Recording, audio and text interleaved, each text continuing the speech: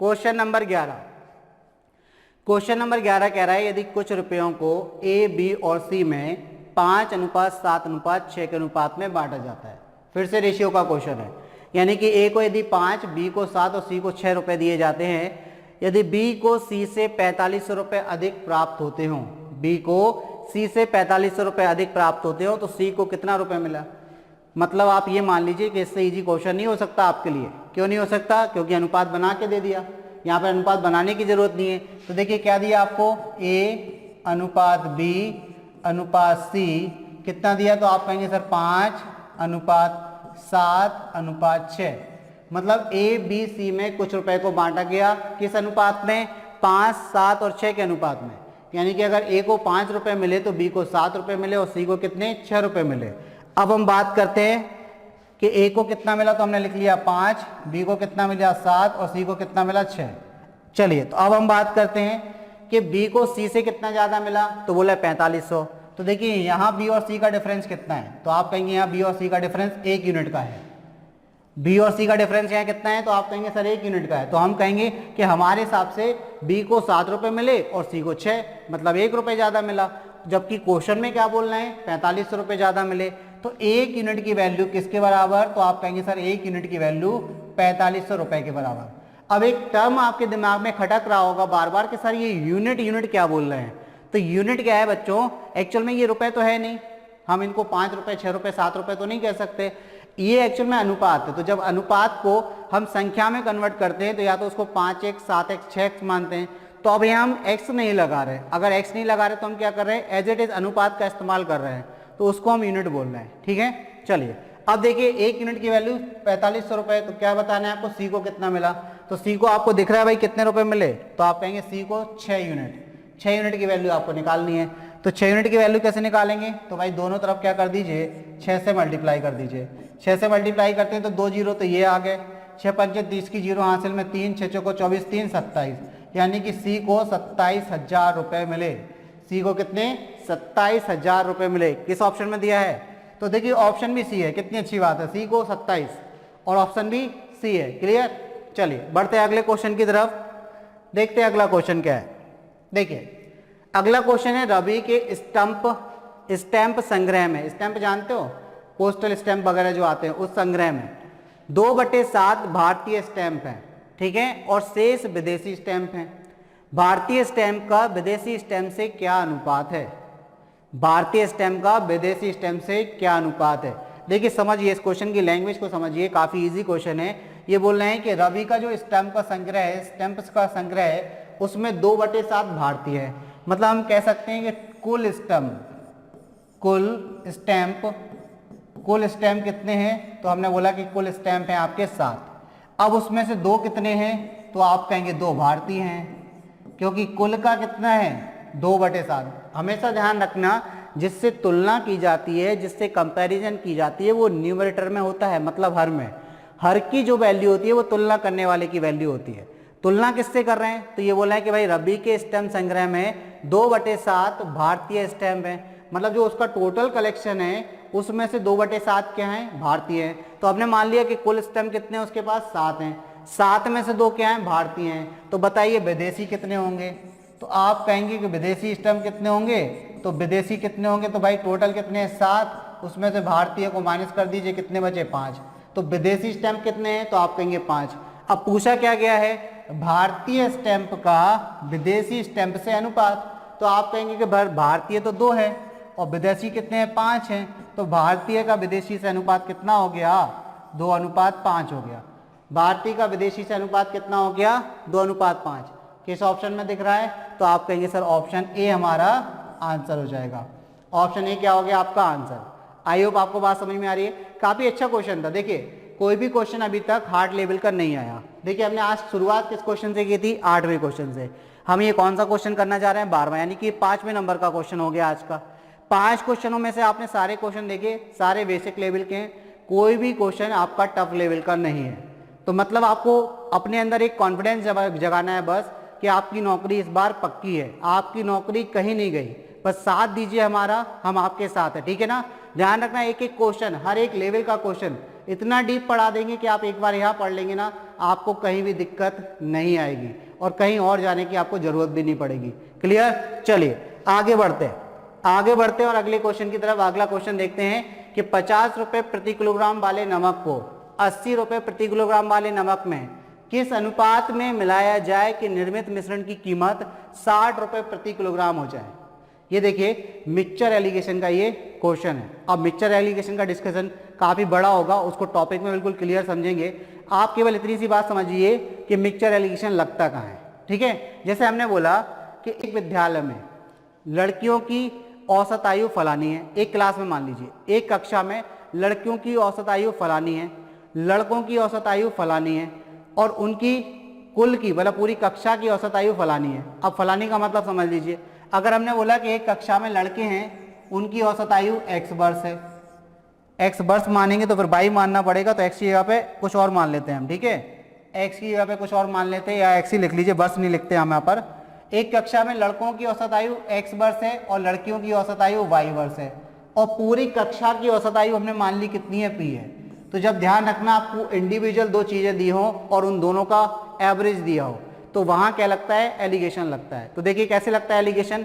तो हमारे पास लड़कों की औसत आयु x है, लड़कियों की y हो, तो एलिगेशन कैसे लगाते हैं, सेंटर में रख देते हैं और जो बड़ी वैल्यू होती है उसमें से क्या कर देते हैं, छोटी वैल्यू को माइनस कर देते हैं और छोटी वैल्यू को उनका जो एवरेज है मीन वैल्यू यानी कि p उसमें से माइनस कर देते हैं। तो अब यहाँ हमें नहीं पता कि x बड़ा है कि y बड़ा है, तो चलिए हम यहाँ लिख देते हैं कि x इज ग्रेटर देन क्या है, y, x का मान बड़ा है, x is greater than y या x is greater than p कर दीजिए, x is greater than y is greater than p कर दीजिए, मतलब ये p से भी बड़ा है। तो हम क्या करेंगे, x में से p को माइनस करेंगे तो x माइनस p हो जाएगा और p में से किसको माइनस करेंगे, तो p में से हम y को माइनस करेंगे तो p माइनस y हो जाएगा। चलिए एक टर्म थोड़ा सा यहाँ पर समझिए, अंडरस्टूड है, ये y फिर ग्रेटर देन नहीं हो सकता p के, यहाँ पर केवल क्या आएगा, x is greater than p होगा, जबकि y इज ग्रेटर देन क्या होगा, जबकि p इज ग्रेटर देन क्या होगा, y होगा, जबकि p इज ग्रेटर देन क्या होगा, y होगा। थोड़ा सा इसको कर लीजिए, अब आपको बात समझ में आ रही होगी कि हम क्या बताने की कोशिश कर रहे हैं, जबकि p इज ग्रेटर देन क्या होगा, y होगा।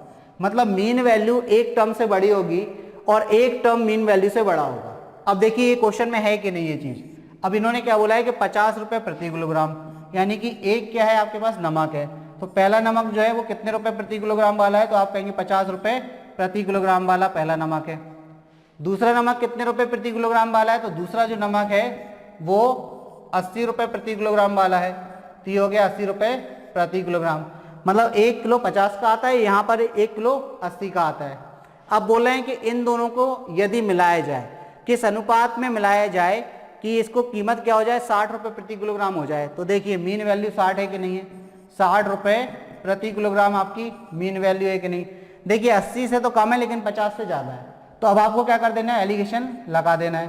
तो एलिगेशन लगाएंगे तो ज़्यादा में से कम माइनस करेंगे, मीन वैल्यू को माइनस करेंगे, ये होती है लार्जर वैल्यू, ये होती है मीन वैल्यू, यानी कि बड़ी वाली वैल्यू में से मध्य वाली वैल्यू को माइनस करेंगे, कितना आएगा, तो आप कहेंगे 20, और मीन वैल्यू में से स्मॉलर वैल्यू को माइनस करेंगे तो 60 में से 50 माइनस किया तो कितना आएगा, 10। ध्यान रखना लिखते कैसे हैं, क्रॉस में 80 में से 60 माइनस करके इधर लिखना है और 60 में से 50 माइनस करके इस तरफ लिखना है।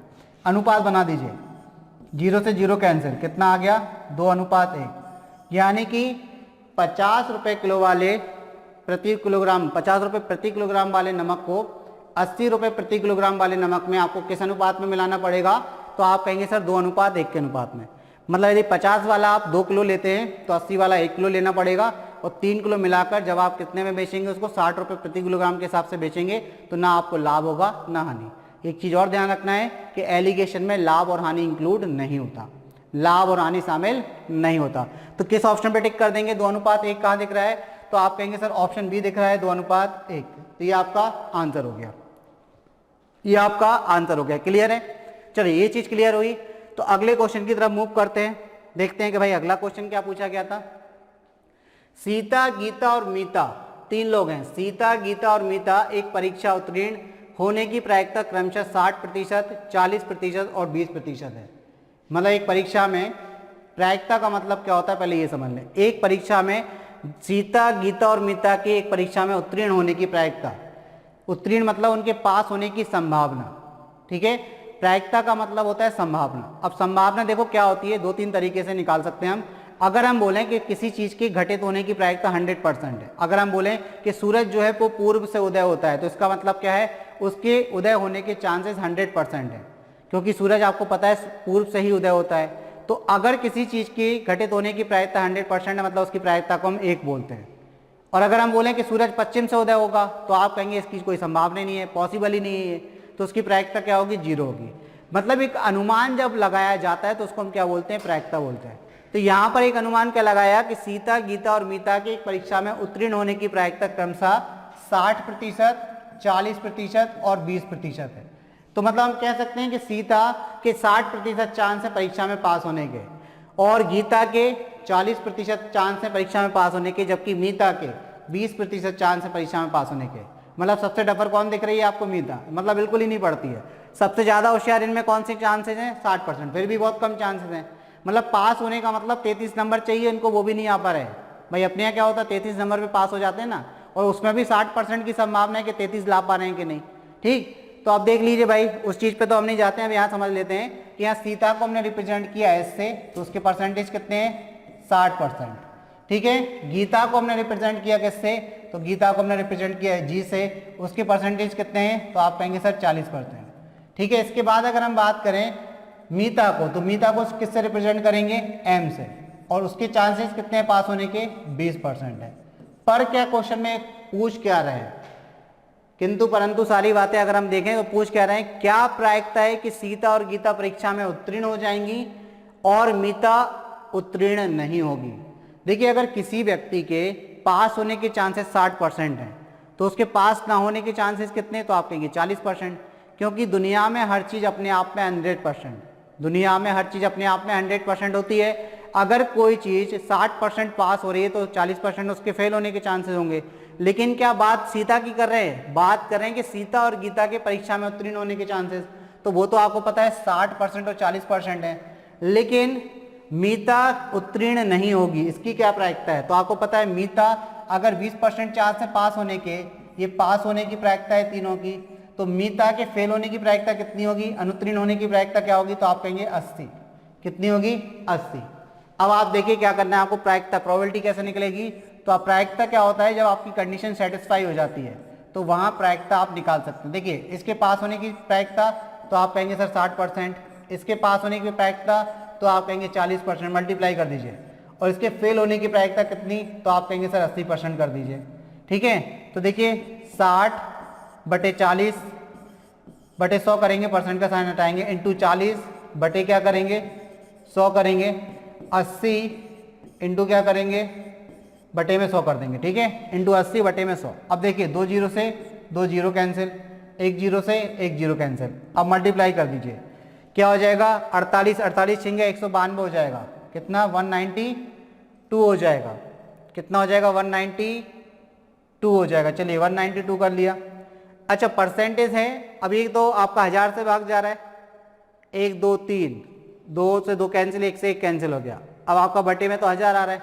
चलिए देख लेते हैं, तो क्या परसेंटेज हटाना पड़ेगा, ऐसा नहीं हटाना पड़ेगा, परसेंटेज हटाना पड़ेगा कि 60% हो गया, 24 आपका हो गया, 24 इंटू 192 हो गया, 192 आ गया, ऊपर आपका 1 जीरो, 3 जीरो से 3 जीरो कैंसिल। ठीक है, कोई दिक्कत नहीं है, 1000 से भाग दे दीजिए। तो यहाँ तो आपका आंसर, अच्छा परसेंटेज में बताना है, सॉरी, अच्छा वैल्यू आपकी परसेंटेज में आ रही है। ठीक है, परसेंटेज में आ रही है, तो परसेंटेज में कन्वर्ट करने के लिए आप किससे भाग गुणा करेंगे, 100 से, 100 से और गुणा करना पड़ेगा आपको। तो 2 जीरो से 2 जीरो कैंसिल कर दीजिए, 10 से भाग देंगे तो 19.2%, 19.2%, ये आपका आंसर है।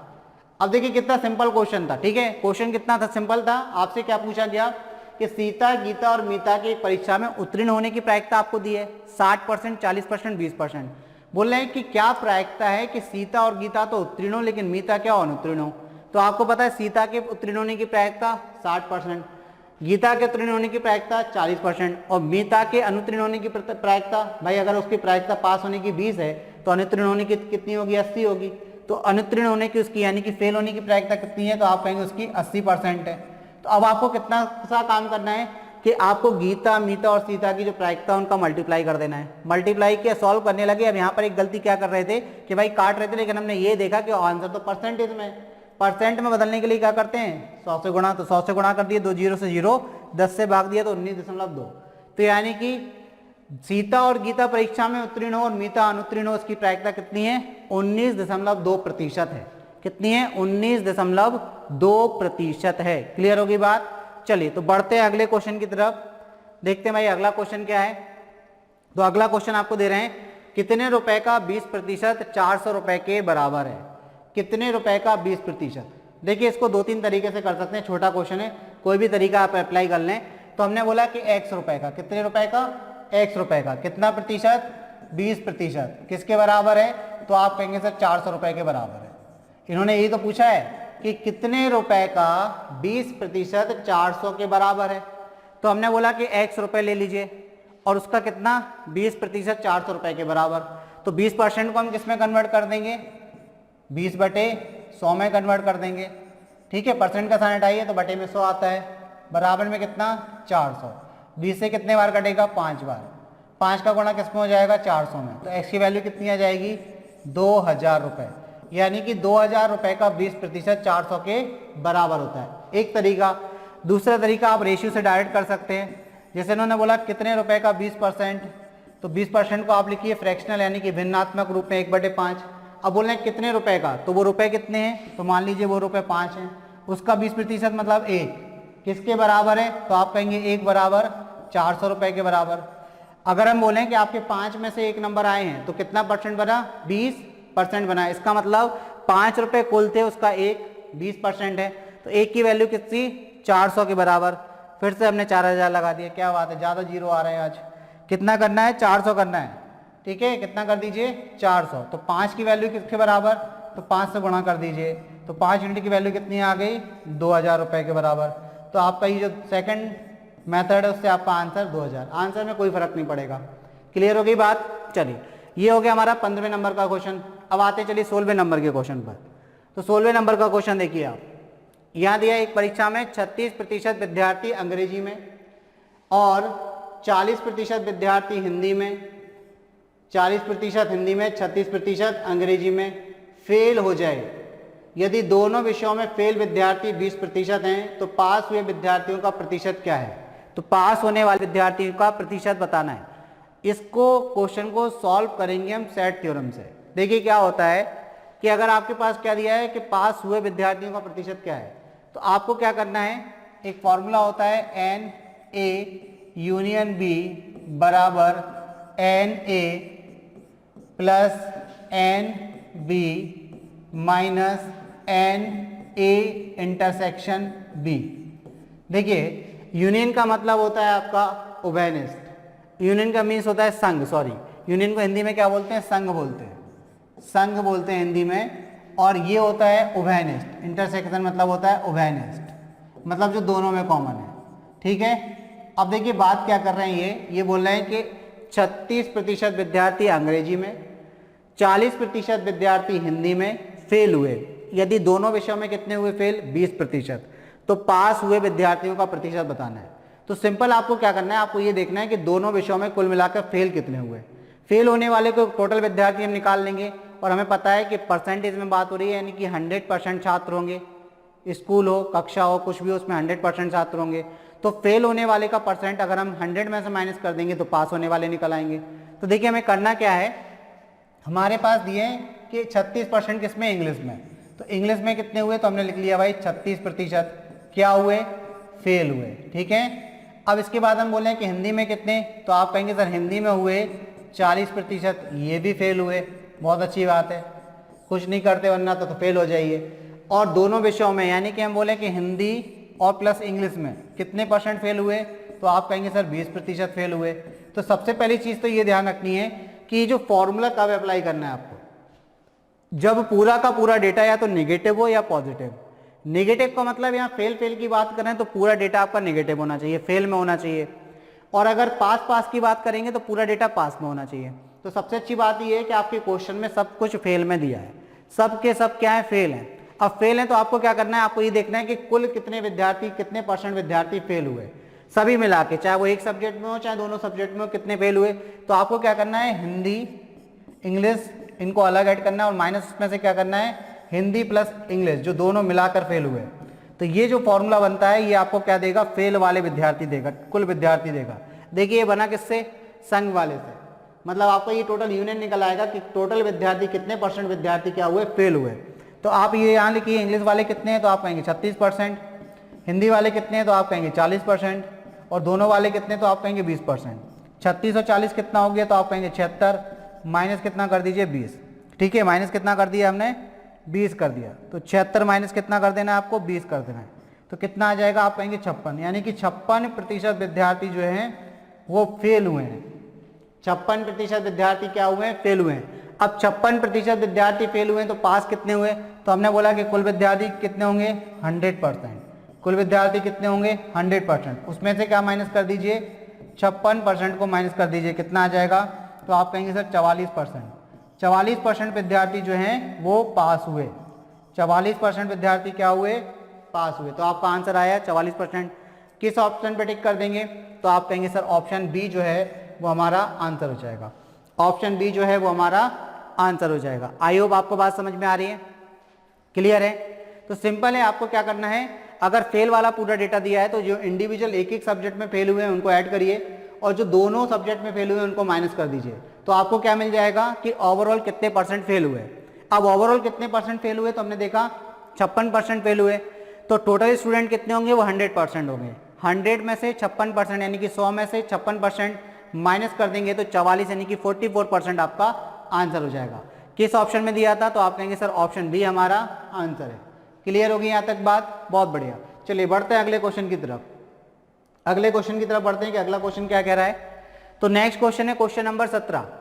एक्स अपने माल को वाई से 20% सस्ता, एक्स क्या करता है, अपने माल को वाई से 20% सस्ता और जेड से 20% महंगा बेचता है। जेड का माल वाई के माल से कितना महंगा अथवा सस्ता है, कितने प्रतिशत महंगा अथवा कितने प्रतिशत सस्ता है। परसेंटेज क्यों लगा दिया हमने, क्योंकि यहाँ पे ऑप्शन आपके परसेंटेज में दे रहे हैं, ठीक है ना। तो चलिए क्वेश्चन को कैसे करेंगे, तो देखिए इन्होंने बोला कि एक्स अपने माल को 22 से, एक्स अपने माल को 22 से क्या करता है, 20% सस्ता बेचता है। ठीक है, तो चलिए रेशियो से भी कर सकते हैं और एक ट्रेडिशनल मेथड। तो पहले ट्रेडिशनली देख लेते हैं अपन। देखिए इन्होंने बोला कि x जो है अपने माल को y से 20% सस्ता, मतलब अगर y का माल 100 रुपये में बेचता है तो x कितने में बेचता है, 80 में, ऐसा कह सकते हैं। तो बिल्कुल कह सकते हैं। तो हमने बोला कि अगर y जो है अपने माल को कितने में बेचता है, 100 रुपये में, तो x कितने में बेचेगा, 80 में बेचेगा। तो अगर हम x और y का यहाँ पर रेशियो बनाएं तो आप कहेंगे सर 80 का अनुपात किससे बनेगा, 100 से बनेगा। कि 0 से 0 कैंसिल, 2 से 4 बार और 2 से 5 बार, यानी कि x और y का जो अनुपात है कीमतों का कि किस किस कीमत में बेचते हैं, तो 4:5 का अनुपात है। पहली चीज हो गई क्लियर। अब क्या होता है, x अपने माल को y से 20% सस्ता और z से 20% महंगा बेचता है। इसका मतलब आप देखिए दूसरी कंडीशन ले लेते हैं कि x क्या है, 20% महंगा बेचता है, मतलब अगर z कितने में बेचता है, 100 में बेचता है, तो x कितने में बेचता है, 120 में। तो अब हम यहाँ पर अगर x और z का अनुपात तैयार करते हैं कि किस किस कीमत में बेचते हैं, क्या अनुपात है उसका, तो 120 का अनुपात किससे बनाएंगे, 100 से। तो ये जब आप काटोगे तो ये आएगा 6:5 का अनुपात। तो देखिए यहाँ से अनुपात क्या निकला आपका, ऐसा अनुपात y निकला, कितना, 6:5। अब x की वैल्यू थोड़ा सा देखिए, अब x की वैल्यू थोड़ा सा देखिए, x की वैल्यू यहाँ पर 6 है और यहाँ पर x की वैल्यू क्या है, 4 है। एक ही क्वेश्चन में एक ही वेरिएबल की अलग अलग वैल्यूज आ रही हैं, ये पॉसिबल है क्या। तो इसको क्या करना है, आपको समान करना है। कैसे समान करें, तो 6 और 4 का आप एलसीएम लेंगे, कितना आएगा, तो आप कहेंगे सर 12 आएगा। 6 और 4 का एलसीएम 12 आएगा। तो 4 को 12 बनाने के लिए किससे मल्टीप्लाई करोगे, आप कहोगे 3 से, और 6 को 12 बनाने के लिए किससे मल्टीप्लाई करोगे, तो आप कहेंगे 2 से। तो अब देखिए आप क्या हो जाएगा अनुपात, तो अब देखिए अनुपात जो है ये वाला जो x अनुपात y है पहली वाली कंडीशन का, वो आपका हो जाएगा 4×12 और 5×15, ठीक है। और जो दूसरी वाली कंडीशन का अनुपात है वो कितना हो जाएगा, x अनुपात z का अनुपात। तो आप कहेंगे सर ये 12 और ये कितना हो जाएगा, 10, 12 और 10, इतनी चीज क्लियर। अब आप जरा सा देखिए कि x की वैल्यू दोनों जगह समान हो गई कि नहीं, बिल्कुल हो गई। तो अब हम क्या बना सकते हैं, x अनुपात y अनुपात z बना सकते हैं। तो x की वैल्यू आप कहेंगे 12, y की वैल्यू तो आप कहेंगे सर 15 और z की वैल्यू तो आप कहेंगे सर 10। z की वैल्यू कितनी, 10। यानी कि एक्स वाई जेड का अनुपात कितना आ गया क्रमशः, तो आप कहेंगे सर 12 15 12 15 और 10 का अनुपात आ गया। ये एक्स वाई जेड का अनुपात आ गया। अब क्वेश्चन आपसे क्या कर रहा है, तो भाई क्वेश्चन आपसे कर रहा है कि जेड का माल वाई के माल से कितना महंगा अथवा सस्ता है। जेड का माल वाई के माल से, जेड का माल कितना है 10 का है, वाई का माल कितना है 15 का है, तो जेड का माल कितना सस्ता है 5 सस्ता है। किसके माल से पूछ रहे हैं, वाई के माल से। तो देखिए जेड का माल 5 रुपए सस्ता है, किसके माल से, वाई के माल से। तो वाई का माल पर में आ जाएगा, इनटू क्या कर देंगे 100, क्योंकि परसेंट में पूछा गया है। 5 से 15 कटेगा 3 बार, तो कितना हो जाएगा 3 से ही कटेगा, तो आप कहेंगे सर 33.33%। 33.33% आपका आंसर हो जाएगा। 33.33 किस ऑप्शन में दिया है, तो आप कहेंगे सर ऑप्शन ए में। ऑप्शन ए क्या हो गया आपका आंसर, ऑप्शन ए क्या हो गया आपका आंसर। क्लियर हो रही बात। चलिए, तो काफी आसान क्वेश्चन था। आपको क्या करना था, आपने एक्स और वाई का अनुपात तैयार किया, ठीक है, फिर आपने एक्स और जेड का अनुपात तैयार किया, फिर आपने देखा कि एक्स और वाई जो का अनुपात था और एक्स और जेड का जो अनुपात था उसमें एक्स दोनों में कॉमन था, तो इसको इक्वेट कर लिया, बराबर कर लिया। फिर वहां से आपको एक्स वाई जेड का अनुपात मिल गया। मतलब एक्स क्या है, अपने माल को 12 रुपए का बेचता है, तो वाई 15 का और जेड 10 का बेचता है। अब इन्होंने बोला है कि जेड अपने माल को वाई के माल से कितना महंगा अथवा सस्ता बेचता है, तो जेड अपना 5 रुपए कम में बेचता है, क्योंकि वाई 15 में बेचता है, जेड 10 में, तो 5 रुपए सस्ता बेचता है जेड। तो किसके माल से, वाई के माल से। तो कितना परसेंट सस्ता बेचता है, तो 33.33% सस्ता बेचता है। क्लियर होगी बात। चलिए, तो बढ़ते हैं अगले क्वेश्चन की तरफ, देखते हैं कि भाई अगला क्वेश्चन क्या है। तो देखिए अगला क्वेश्चन है क्वेश्चन नंबर 20। चलिए क्वेश्चन नंबर 20 देख लीजिए। क्वेश्चन नंबर 20 आपसे क्या कह रहा है, क्वेश्चन नंबर 20 कह रहा है 2004 में एक नई शर्ट की कीमत 250 रुपए थी, जबकि 2005 में यह 400 रुपए हो गई। देखिए क्या दी है कीमत, 2004 में एक नई शर्ट की कीमत 250 रुपए थी, जबकि 2005 में यह 400 रुपए हो गई। 2004 से 2005 के दौरान शर्ट की कीमत में कितने प्रतिशत की बढ़ोतरी हुई। सिंपल क्वेश्चन है। ऐसे क्वेश्चनों को कैसे सॉल्व करते हैं, हमेशा बढ़ोतरी और कमी मूल कीमत पर निकाली जाती है। मूल कीमत मतलब पहले कितनी थी, प्रारंभ में कितनी कीमत थी, ठीक है। तो देखिए कैसे निकालेंगे, तो सबसे पहले बात करते हैं कि 2004 में शर्ट की कीमत कितनी थी, तो आप कहेंगे सर 250 रुपए थी। कितनी रुपए थी, 250 रुपए। अच्छा 2005 में कितनी हो गई, तो 2005 में कितनी हो गई, तो आप कहेंगे सर 400 रुपए हो गई। तो बताइए बढ़ी या कम हुई, तो ये तो क्लियर दिख रहा है कि बढ़ गई है। कितनी बढ़ी है, तो आप कहेंगे सर 150 रुपए बढ़ गई। कितनी बढ़ गई, 150 रुपए। 250 से 400 हो गई, तो कितने रुपए बढ़ गई, 250 रुपए। अब कितने प्रतिशत बढ़ी, तो प्रतिशत हमेशा किस पर निकाला जाता है, मूल कीमत पर।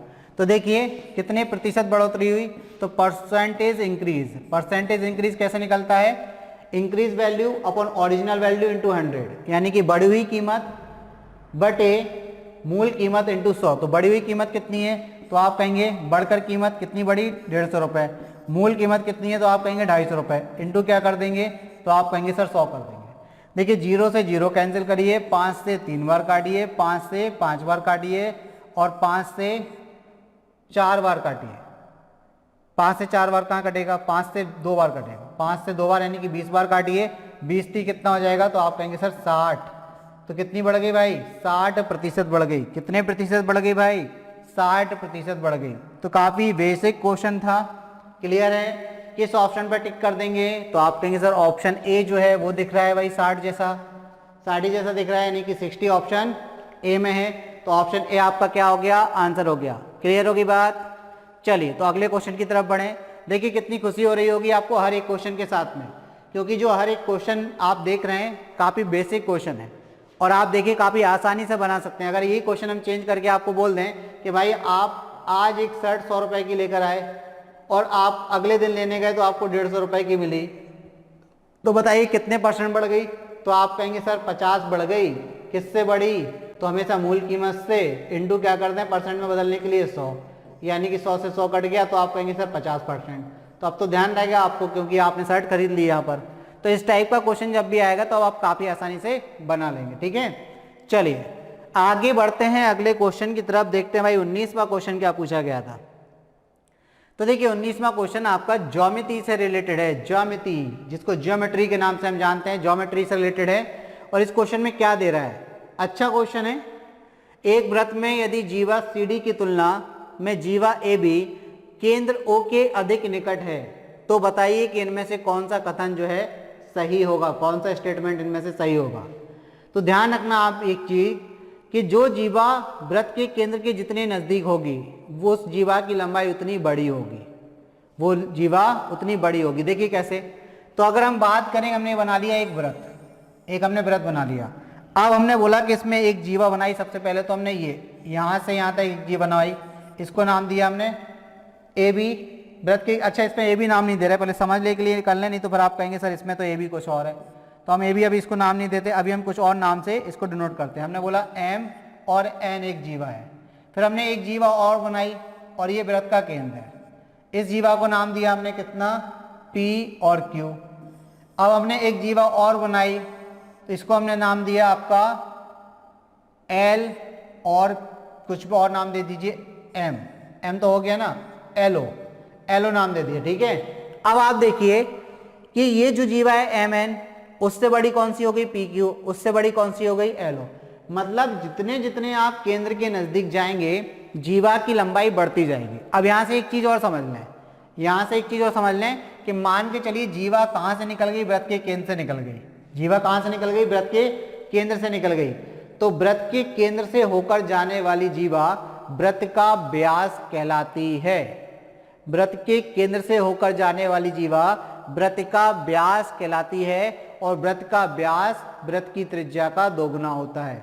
व्यास मीन्स इसको बोलते हैं डायमीटर, डायमीटर D त्रिज्या का दुगना होता है। मतलब व्यास बराबर क्या होता है, तो आप कहेंगे 2 इंटू त्रिज्या, त्रिज्या का दोगुना व्यास होता है। क्लियर। चलिए अब अपने क्वेश्चन पे आते हैं। अब देखिए आप खुद से आंसर बता देंगे।